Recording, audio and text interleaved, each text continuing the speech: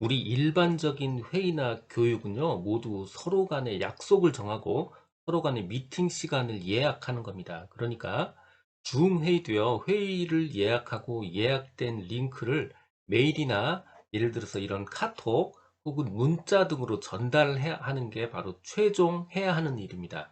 결국 링크를 만들어서 전달하는 게 최종 행위예요. 줌에서 회의를 예약하려면요, 바로 요 파란색 카메라 그림, 요거를 더블 클릭하면요, 바로 요 장면에 들어가죠.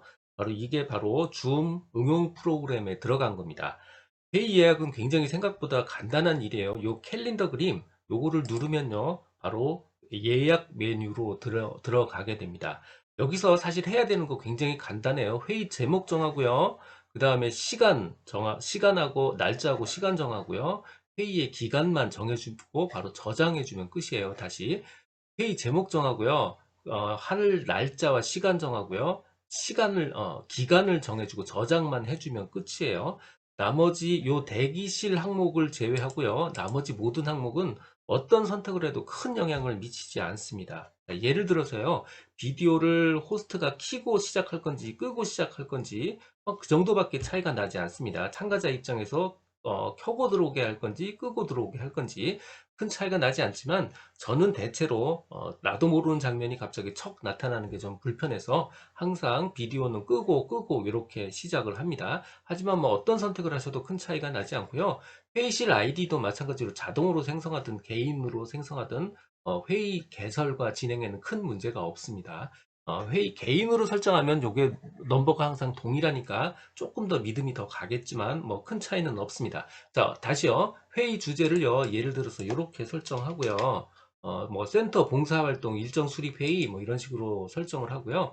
시간은요. 뭐 예를 들어서 다음 주 수요일 23일 날 뭐 오전 11시 정도 하겠다. 그러면 이렇게 오전 11시에 가셔서 눌러 주시면 되고요. 회의 시간은 나는 1시간 30분을 할 겁니다. 이렇게 해서 눌러 주시면 되는 겁니다. 이렇게 해서 그냥 저장만 해 주시면 되고요. 아까 제일 크게 차이가 날 수 있는 게 바로 대기실입니다. 대기실이요.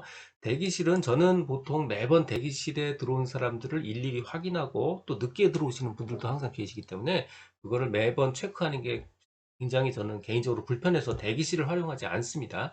그 대신 대기실을 활용하면 좋은 게 뭐냐면 제가 예상치 못했던 이상한 사람들이 들어오는 걸 대기실 과정을 통해서 다 막아버릴 수가 있습니다. 그거 말고는 사실 대기실이 큰 의미는 저한테는 없는 것 같아요. 그래서 저는 대기실을 사용하지 않고 체크하지 않고 사용하고 있습니다. 자, 나머지는 기타 캘린더를 사용하셔도 되고요. 구글 캘린더를 사용하셔도 되는데요. 되고 바로 저장만 눌러주시면 됩니다.